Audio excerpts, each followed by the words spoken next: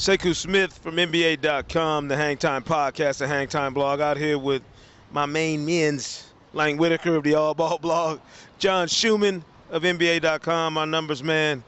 We are here outside of Quicken Loans Arena, getting it in a little bit on a beautiful off day here in Cleveland, looking at what has to change in Game 4 for both these teams. There's going to be some adjustments made, obviously. We heard David Lee's name mentioned time and again today.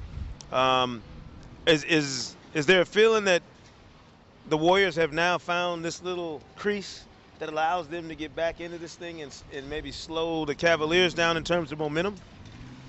Perhaps. We saw some stuff in the fourth quarter last night that would look good with David Lee running the pick and roll, making plays. But we're going to see, how desperate the Warriors are and whether that means making adjustments on both ends of the floor, right. Whether it means they got to start double teaming LeBron James in Game 4. I don't like that idea, but I'm just going to say no, I don't like it. I don't like that idea. Yeah, I think it opens up other things, including Tristan Thompson. Allows Tristan Thompson to roam a little bit more free on the offensive glass. Right. So what we're going to see. I think Steve Kerr has said, you might see some changes. We're definitely going to see some more David Lee. We'll see if there's changes on the defensive end as well. Right. Lang, Cleveland royalty here on the brochure cover of the Rock and Roll Hall of Fame. You should know this better than anybody. You've been here probably more than any of us this season. Yeah.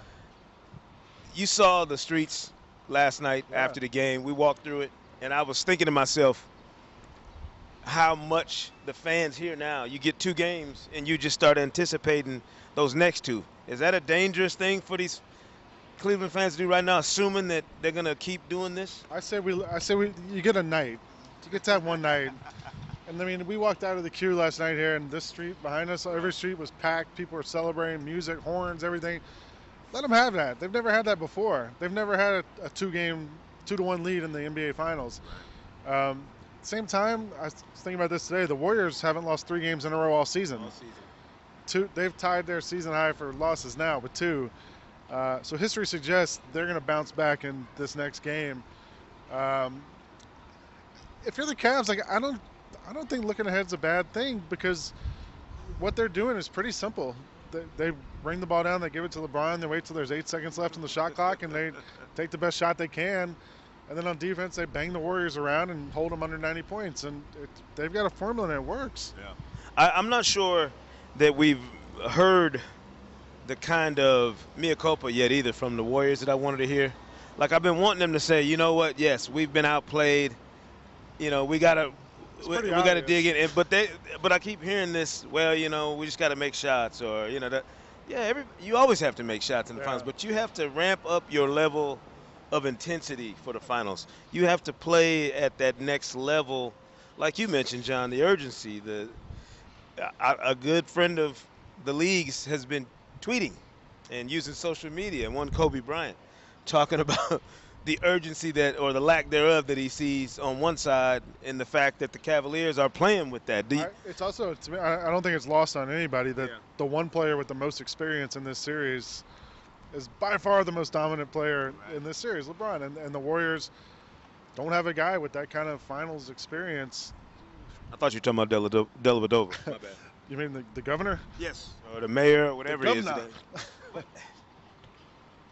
Is that experience, is it that much of a benefit? And maybe it's not just LeBron's. Is it James Jones, Sean Marion, Brendan Haywood, Mike Miller, Kendrick Perkins, is all those other guys in that locker room schooling some of those Tristan Thompson, Miles Garvin, these guys about how to handle this process, you think? Well, I mean, I do think this series is coming down to the Warriors' role players. The Cavs are doing their best to take the ball out of Stephen Curry's hands, deny Klay Thompson the ball. It's going to come down. It's been coming down to guys like Harrison Barnes, Andre Iguodala, Draymond Green hitting shots, and we've seen a little bit of panic, especially out of Green. I think it's just been a little bit too rushed. When he catches the pass off those pick and rolls, and so I think there's a little bit of inexperience that's playing a part here with the Warriors, especially. LeBron's just LeBron. I mean, I don't care about experience or nothing. He's the best player in the world, and I think he's showing in this series that he's the best player in the world by a pretty wide margin. I mean, I was thinking about the other night or last night when he was the best player in the world 2008, 2009 when he was winning his first couple of MVPs, and he's so much better of a player right now. You know, like he didn't have a post game back then, and we saw early in Game 3 he was just destroying Harrison Barnes in the post. Yeah. You and I were talking last night on the walk back. Like, has there been a player that wasn't better when they played with LeBron? Like even Jordan and Magic had their guys who they couldn't really help, and they moved on. And I mean, almost every single player that has played with LeBron has had the best part of their career when they play alongside LeBron. Yeah, I mean, Joe Harris has played like minimum minutes this year, and he's Shout probably out. as good as he's ever been. Shout out to Rick Fox. You know what I'm saying? Shout out to Rick Fox for calling it In during the road. preseason. Yeah, in the road trip, he was like, "This guy's gonna make the team." Again, we'll see how things unfold in Game 4. Make sure you tune in to NBA TV and click on NBA.com for all the information from the finals here in Cleveland at Quicken Loans Arena. Sekou Smith from NBA.com, the Hangtime Blog, the Hangtime Podcast, Lang Whitaker, John Schuhmann. We'll see you next time.